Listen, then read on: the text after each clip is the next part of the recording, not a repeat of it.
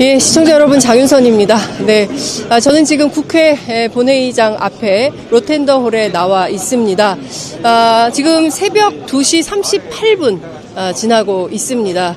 아시는 것처럼 오늘 윤석열 대통령이 느닷없이 계엄령을 선포해서 국회에서 본회의를 열었고 해제 결의안을 통과시켰습니다. 방금 전에 속보가 들어와서 저희가 현장에서 서영교 의원님 모시고 말씀을 좀 들으려고 합니다.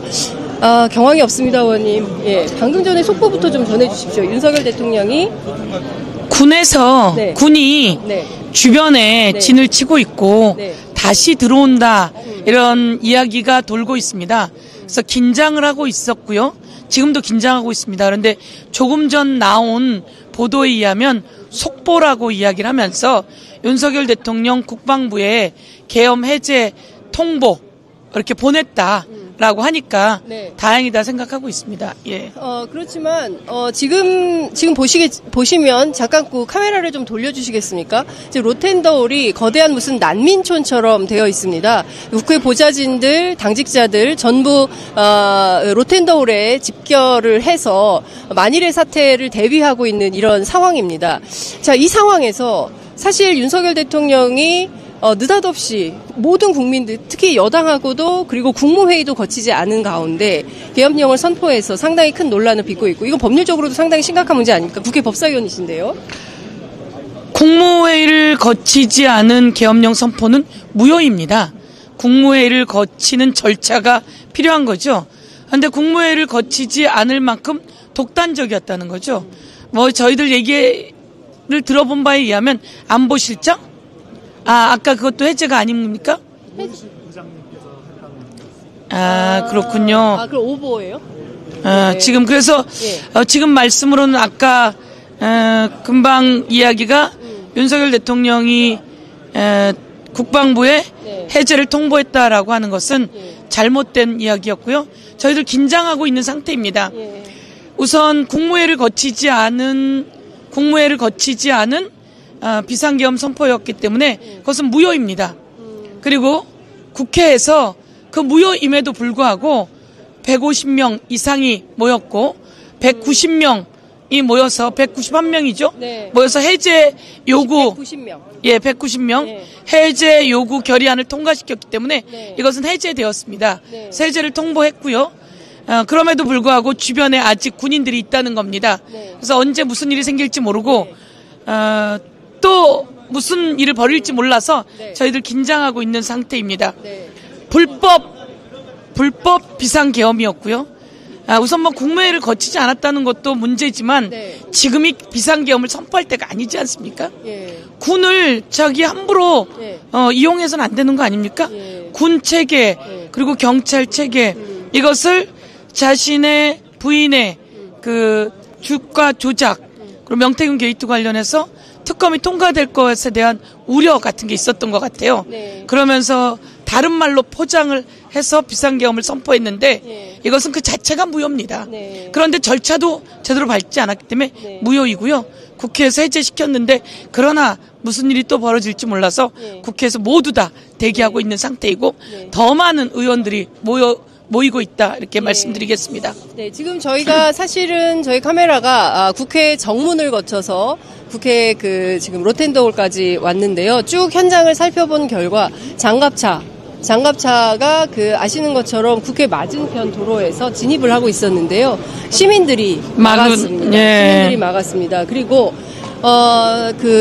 정복을 한 군인들이 총을 들고 군 사령부라고 하는데요. 군인들이 국회 안으로 진입하는 것 역시 시민들이 맨몸으로 막았습니다. 어쩌면 80년 5월 광주에서 시민들이 똑같이 그렇게 계엄군에 맞서서 싸웠던 것은 아닌가라는 생각이 들 정도로 오늘은 여의도 국회 한복판이 마치 흡사 광주의 그날처럼 보였습니다. 예. 정말 미친 겁니다. 대통령이 저는 미친 거라고 생각합니다. 군대를 어떻게 이렇게 함부로 쓸 수가 있죠? 장갑차를 어떻게 국회로 이동시킬 수가 있죠? 국회 안에 총을 들고 모든 무장을 한 군인들이 들어왔다고 합니다. 그래서 여기 국회 안에서 몸싸움이 이루어졌다는 거 아닙니까? 저는 이런 일을 군과 경찰을 이렇게 자기 사적으로 이용해서 동원했다면 이건 내란입니다. 그래서 어마어마한 불법, 위헌과 불법을 행한 행위에 대해서 윤석열 대통령에게 책임을 물어야 한다고 생각하고 저희들이 책임을 물을 준비를 하고 있습니다. 네. 구체적으로 어떻게 책임을 물을 계획이십니까? 뭐 사실 많은 시민들은 굉장히 분노하고 계십니다. 그래서 사실상 대통령 체포해야 되는 거 아니냐는 얘기도 나옵니다. 실제로 그런 이야기가 많이 있지요. 그리고 그게 맞다고 이야기하고 있고요. 우리는 남북이 대치해 있는 상태 아닙니까? 네. 국방에 긴장이 되고 있는 상태 아닙니까? 그런데 군대를 이렇게 국회로 보내요? 그리고 거기 장갑차를 보내요? 이거는 위헌하고 위법한 상황이기 때문에 저희들이 아주 심각하게 논의하고자 합니다. 네. 알겠습니다. 끝으로 지금 함께 하시는 시청자 여러분들께, 시민들께 많이 놀라셨습니다. 시민 여러분들께서 굉장히 많이 놀라셔서 놀란 가슴을 안고 전부 국회 앞으로 뛰어나오신 시민들도 많이 계십니다. 지금도 이 상황에서 국회 앞 현장을 지키고 있는 시민들이 계시는데요. 시민들께 한 말씀 하시죠. 국민 여러분 고맙습니다. 국회 앞에 수만 명이 계신다고 합니다. 그런데 국회 문을 또 경찰이 막고 있습니다. 국회의장께서 비상계엄은 해제되었다. 불법이다. 그래서 해제되었다. 그러니 국회 앞을 막는 경찰들은 막지 말라라고 했음에도 불구하고 귀를 막고 경찰청장에게 저희들이 전화를 행안위원들이 서울경찰청장에게 전화를 하고 있습니다. 그런데 전화를 받지 않는다고 합니다.